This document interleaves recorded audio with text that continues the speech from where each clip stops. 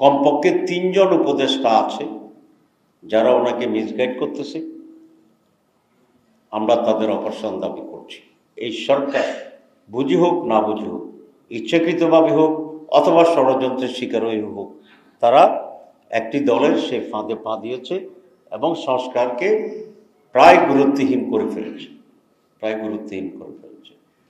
এর আগেও আমরা দেখেছি যে এই সরকার এই দলটির প্রতি নানাভাবে তাদের আনুগত্য অথবা তাদের দুর্বলতা প্রকাশ করেছে। সেটা শুরু হয়েছিল লন্ডনে গিয়ে নির্বাচনের তারিখ ঘোষণা করা, অন্যান্য দলগুলোর সাথে আলোচনা না করেই নির্বাচন কমিশনের রোডম্যাপ ঘোষণা করে দেওয়া, এবং বিভিন্ন সময়ে তাদের আচরণে একটি দলের দাবিকে অধিকতর গুরুত্ব দেওয়ার যে প্রবণতা, সবটা মিলেই আজকে জাতির কাছে এটা প্রতিমান হয় যে এই সরকার এখন আর নিরপেক্ষ সরকার নয়।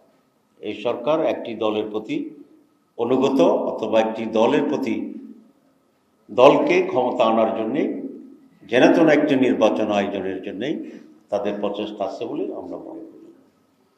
আজকে আমি খুব স্পষ্ট করে বলতে চাই যে আজকের প্রধান উপদেষ্টাকে নানাভাবে বিভ্রান্ত করছে ৩ জন উপদেষ্টা, এবং তারা ভুল তথ্য দিয়ে নানাভাবে বুঝিয়ে একটি দলের হয়ে কাজ করে সরকারকে একটি সুষ্ঠু নির্বাচন যাতে হতে না পারে সেদিকে নিয়ে যাওয়ার জন্য একটি সুকৌশলে অপচেষ্টা চালিয়ে যাচ্ছে।